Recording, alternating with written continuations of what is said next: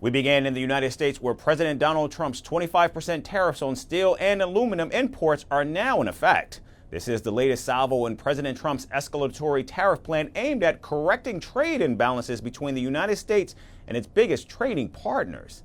Now, the biggest impact on these tariffs will be on none other than America's closest ally, Canada. The United States imports at least 23% of its steel from its northern neighbor, followed by Brazil and Mexico.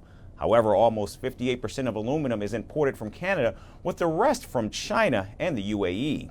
And with the tariffs now in place, the cost will be transferred to American consumers, who will pay more for the products that have steel and aluminum in them.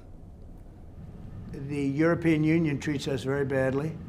They have for years. I saw that. I had it out with them in my first term. It did well, but we had to solve other problems, and we did.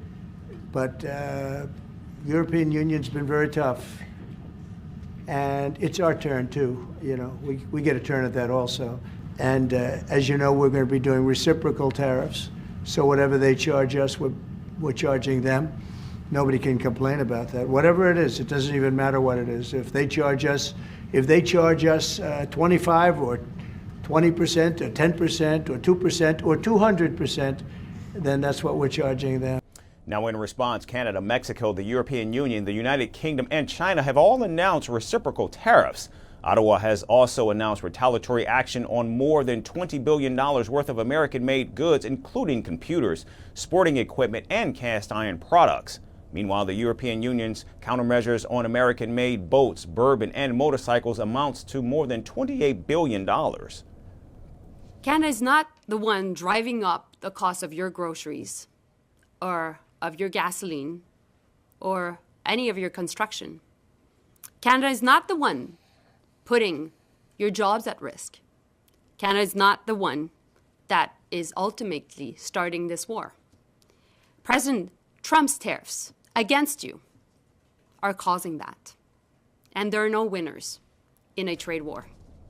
As of this morning, the United States is applying a 25% tariff on imports of steel and aluminum.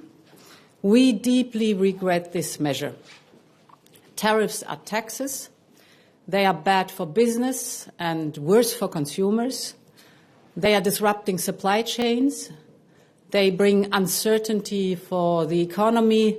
Jobs are at stake, prices up. Nobody needs that on both sides, neither in the European Union nor in the United States. And now, with the president tariffs in full swing, here's how it will impact the American economy. At least 100,000 jobs in the steel and aluminum industry are now at risk as companies consider layoffs to manage rising costs. Goods that are heavily dependent on aluminum and steel, such as cars, home appliances, medical devices, and construction material, are going to become more expensive for Americans.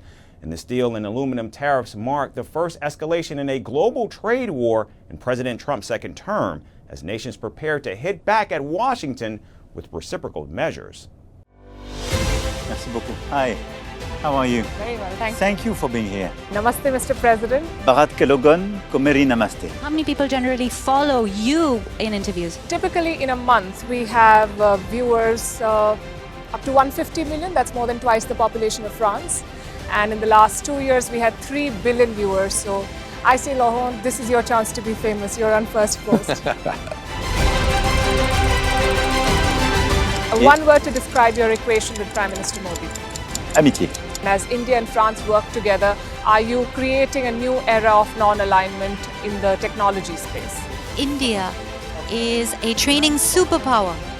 1 million engineers a year, more than all of Europe and the US combined. So we have that partnership. We have a partnership on the environment and the economy. We also have civilian nuclear programs, and that is something we've developed far beyond the France-India relationship. So we want to work together on AI. And then comes China with its DeepSeek, creating models at a fraction of the cost. Did that innovation take you by surprise? Did that breakthrough make you sit up and think, what did the Chinese do and how? But what did DeepSeek do? They took everything that was already available from the last AI model, and then they recalibrated it. So are you going to ban Chinese AI in France? So we don't have this American approach of banning tech because of where it comes from.